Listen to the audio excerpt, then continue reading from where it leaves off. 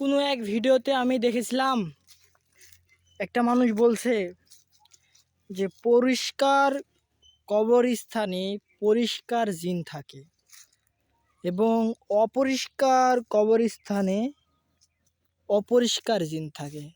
কথাটা কতটুকু যুক্তি আছে সেটা আমি জানি না। তো আমার সামনে যে জায়গাটা দেখতে পাচ্ছেন এটা কিন্তু একটা কবরস্থান। এটা হচ্ছে আমাদের সোনাতলার কবরস্থান। তো আমি যে এখানে থাকি মানে এটা হচ্ছে কবরস্থান, আর এই যে আমার মরিচের জমি ছিল এইটা। তো এই যে কত কাছাকাছি, এই যে আমার বোরিং পানি দিয়ে আমি এইখান থেকে, তো এই যে এইদিকে সম্পূর্ণ মানে এগুলো আবাদ করি। ওই যে এখানে ধান, ওই যে ওটা ধান, এগুলো হচ্ছে ধান। আর ওই যে গম ইসের জমি ওটা হচ্ছে কালাইয়ের জমি। আর যে এইখানে আমি এবার ভাবছি পেঁয়াজ রোপণ করব। মরিচে তো অনেক পরিমাণে লস হয়ে গেল মনে হচ্ছে। তো এই যে কবরস্থান।